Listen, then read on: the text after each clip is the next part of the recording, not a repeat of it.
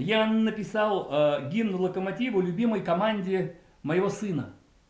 Возможно, этот текст может лечь в основу гимна, который будут петь и болельщики, и футболисты, стремительно завоевывая половину соперника и забивая свои 5 голов каждый матч.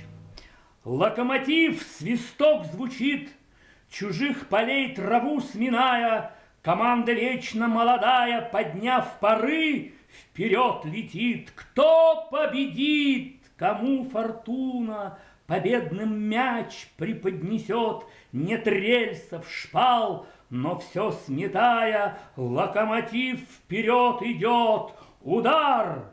И мяч трепещет в сетке, твои болельщики встают, и цвет зеленый разливая, тебе победный гимн поют.